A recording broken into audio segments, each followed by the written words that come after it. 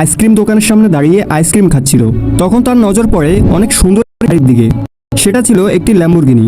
এরপর ওই গাড়িটি দেখে ছেলেটি মনে করে এটি 50 বছর বয়সী কোনো ব্যক্তির হবে, যার হয়তো মাথায় চুল নেই, পেট বের করা, আর তার বউ হয়তো অনেক মোটা। কিন্তু যখন সে এটি দেখে যে ওই কার থেকে 25-26 বছর বয়সী একজন যুবক ছেলে নেমে আসে, তখন সে অবাক হয়ে যায়। কিন্তু এরপর সে এটি ভাবে হতে পারে তার প্যারেন্টস অনেক ধনী, অথবা সে ভুলও হতে পারে। তাই এটি জানার জন্য ওই বাচ্চা গাড়ি থেকে নামা ছেলেটির কাছে যায়, তাকে জিজ্ঞেস করে এই গাড়িটি কি আপনার, আর আপনি এমন কি করেন যার কারণে আপনি এরকম একটা গাড়ি অ্যাফোর্ড করতে পেরেছেন। তো গাড়ি থেকে নামা ওই ছেলেটি তাকে বলে আমি একজন ইনভেন্টর, আর এই গাড়িটি আমি নিজে কিনেছি। এরপর ছেলেটি ওখান থেকে চলে যায়। কিন্তু এই একটি মুহূর্ত ওই বাচ্চাটির লাইফ চেঞ্জ করে দেয়, কারণ ওই বাচ্চাটি উপলব্ধি করে যে ইয়াং বয়সেও আমরা ধনী হতে পারি আর নিজের ফাইন্যান্সিয়াল ফ্রিডম অর্জন করতে পারি। এজন্য সে তার ইয়াং বয়স থেকেই রিসার্চ শুরু করে কিভাবে তাড়াতাড়ি ফাইন্যান্সিয়াল ফ্রিডম অর্জন করা যায়। আর যখন ওই বাচ্চা রিসার্চ করে তখন সে অনেক নতুন বিষয় জানতে পারে।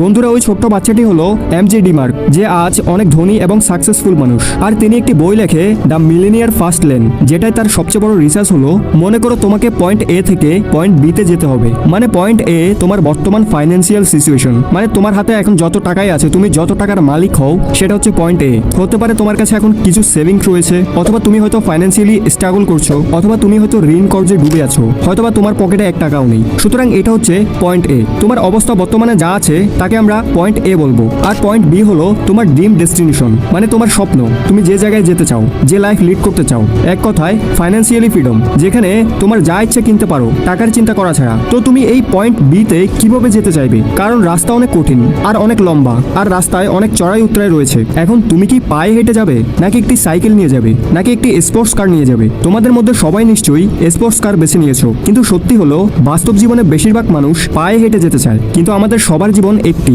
আমাদের ইয়াং এজ বা যৌবন বয়সও আমরা কিন্তু একবারই পাই। তো আমরা সবাই এটাই চাইবো আমরা আমাদের ওয়েলথ বা সম্পদ এই বয়সে যাতে উপভোগ করতে পারি। যেমন নিজের বাবা মায়ের সাথে বিদেশ ভ্রমণ, অথবা নিজের স্বপ্নের কার কেনা, অথবা ভালো লোকেশনে বাড়ি বানানো যেখানে আমরা ফ্যামিলির সাথে ভালোভাবে থাকতে পারবো, আর নিজের ফ্রেন্ডদের সাথে যেন হ্যাপিলি থাকতে পারি। কিন্তু তুমি যখন নিজের ফাইন্যান্সিয়াল ফ্রিডম জার্নিতে পায়ে হাঁটো অথবা সাইকেল ব্যবহার করো, তাহলে হতে পারে তুমি তোমার গন্তব্যে 60-70 বছর বয়সে পৌঁছে যাবে, কিন্তু তখন হয়তো তোমার ড্রিম লাইফ উপভোগ করার এনার্জি থাকবে না। ওই বয়সে তোমার নিউজ পেপার পড়া ছাড়া, পুরো সময় বিছানায় শুয়ে টিভি দেখা ছাড়া আর কোনো কাজ করার শক্তি থাকবে না। আর একটি ল্যাম্বরগিনি কারের বদলে তোমার একটি হুইল চেয়ারে বসা বেশি প্রয়োজন হবে। তো তুমি কি তোমার সম্পদ বৃদ্ধ বয়সে হুইল চেয়ারে বসে উপভোগ করতে চাইবে, নাকি ইয়াং বয়সে একটি ভালো বাড়ি আর একটি গাড়িতে? তো এজন্য এমজে ডিমার্কো এই গবেষণা করে এটি বুঝতে পারে দুনিয়ায় 3 রকম লোক থাকে। যদি তুমিও এই রাস্তা বুঝে সঠিক ডাইরেকশন মানে ফাইন্যান্সিয়াল ফ্রিডম পেতে চাও, তাহলে ভিডিওটি তো তোমাকে পুরো দেখতেই হবে, কারণ আজকে তুমি একটি ডাইরেকশন পাবে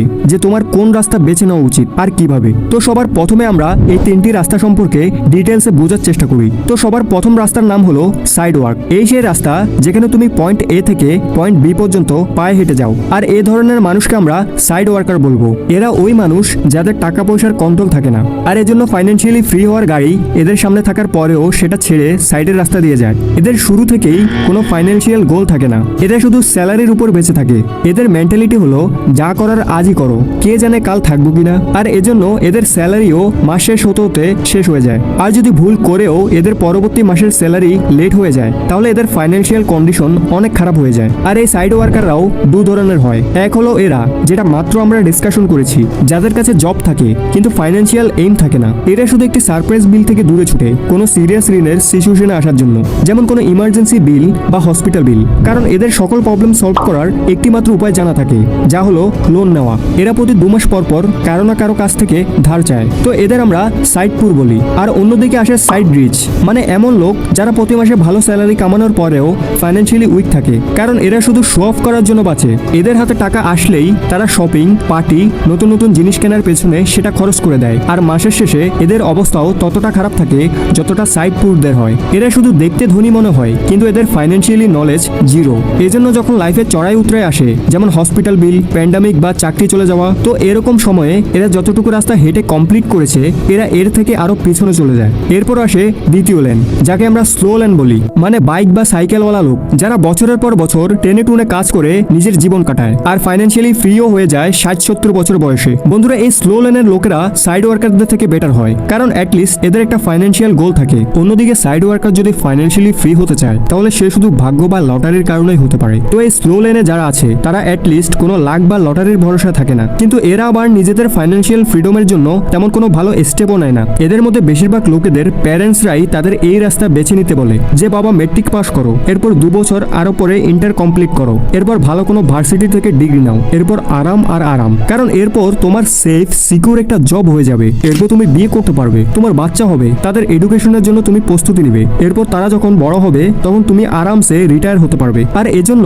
এই ধরনের লোক শুধুমাত্র সেভিংসে বিশ্বাস করে আর রিটায়ারমেন্টের জন্য 2 টাকা 2 টাকা করে জমায়। কিন্তু লেখকের মতে ধনী হওয়ার জন্য এই রাস্তাটাও সঠিক নয়, কারণ যদি তুমি 60-70 বছর বয়সে ধনী হয়ে যাও তাহলে সেটা তোমার কোনো কাজে আসবে না। আর যদি তুমি তোমার আশেপাশে তাকাও তাহলে দেখবে 99% মানুষ এই লেনে জীবনযাপন করে নিজের প্যারেন্টসের জন্য। কারণ মধ্যবিত্ত পরিবারে জন্ম হওয়ার সবচেয়ে বড় একটি মাত্র খারাপ দিক হলো তারা তাদের বাচ্চাদের ছোটবেলা থেকেই ট্রেন করে সাধারণ আর এভারেজ জীবনযাপন করা, যে বাবা বিজনেস আর ইনভেস্টমেন্ট শুধু ধনীদের জন্য, তুমি একটা সেফ চাকরি খোঁজো। তো এজন্য তুমি যদি এই স্লো লেন থেকে বেরোতে চাও তাহলে আমি তোমাকে 3টি অ্যাডভাইস দিচ্ছি, মনোযোগ দিয়ে শোনো। সবার প্রথম হলো সেফটি ট্র্যাপ। দেখো, জব সিকিউরিটি নামের কোনো জিনিস আজকাল হয় না, আর এটা তোমার কন্ট্রোলেও নেই। ফাইন্যান্সিয়ালি সিকিউরিটি রিয়েল, আর যেটা পুরো তোমার কন্ট্রোলেও রয়েছে। কারণ কোভিডের সময় আমরা দেখেছি তোমার কোয়ালিফিকেশন যতই ভালো হোক অথবা তুমি যতই লয়াল এমপ্লয় হও, তোমাকে যে কোনো সময় জব থেকে বের করে দিতে পারে আর তোমার স্যালারি যে কোনো সময় কমে যেতে পারে। তাই এটি ভেবে বসে থেকো না যে চাকরি হচ্ছে সেফ। তারপর দ্বিতীয় অ্যাডভাইস হলো,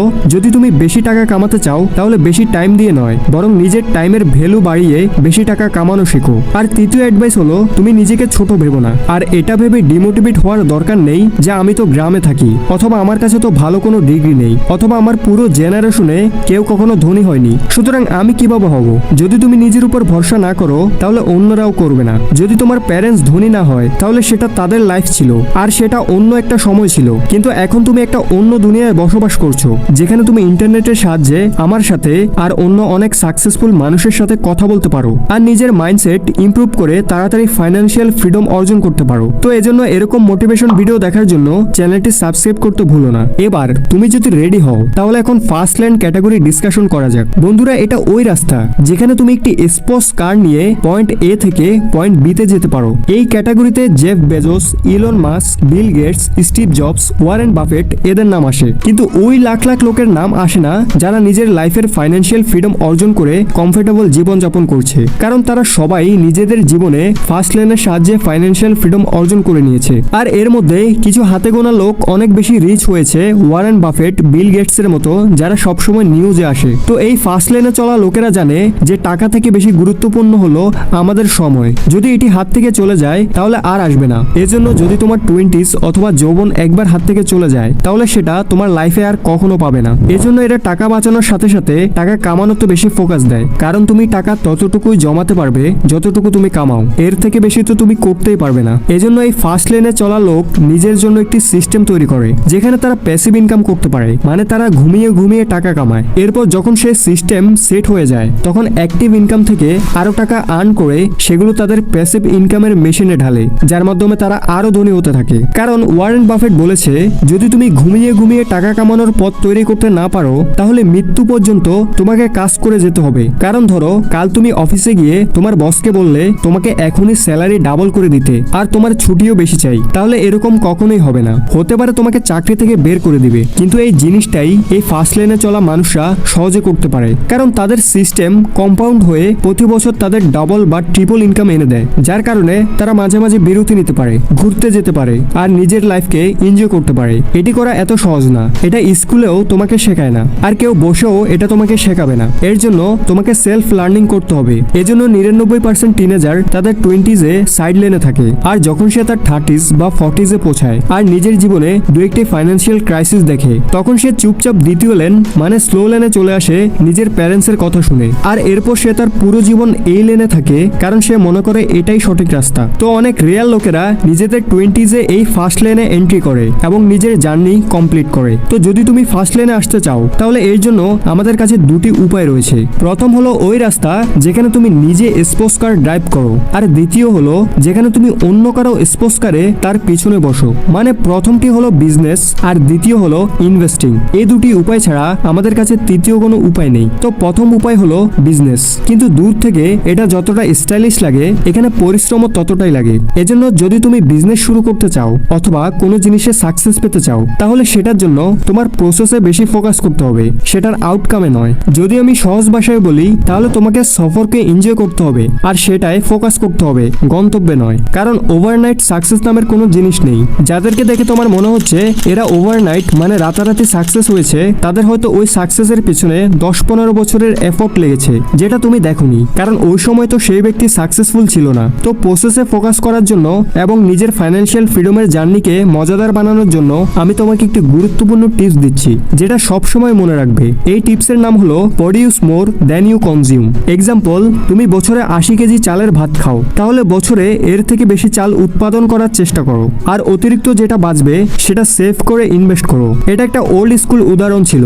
এই উদাহরণটা যদি আমি একটু মডার্ন করে দিই তাহলে যদি তুমি দিনে 4 ঘন্টা ইউটিউব নেটফ্লিক্সে কন্টেন্ট কনজিউম করো আর এছাড়া তুমি আর কিছুই করো না, তাহলে তুমি এভাবে নিজের লাইফে গ্রো হয়ে ধনী হতে পারবে না। তোমাকে তোমার কন্টেন্ট কনজিউম করার টাইম কমাতে হবে। যেমন দিনে তুমি শুধু 15 মিনিট কন্টেন্ট কনজিউম করো আর বাকি সময় তোমাকে নতুন কোনো স্কিল শেখার পেছনে লাগাতে হবে। আর 2-1 ঘন্টা সময় কন্টেন্ট প্রডিউস করার পেছনে মানে অন্যদের শেখানোর পেছনে ব্যয় করতে হবে। আর এরপর আস্তে আস্তে তোমার লাইফে গ্রোথ আসবে। কারণ যখন আমরা কোনো বিজনেসম্যান, ক্রিকেটার, ইউটিউবারের রাতারাতি সফলতা দেখি তো এর পেছনে এই সিক্রেটটি কাজ করে।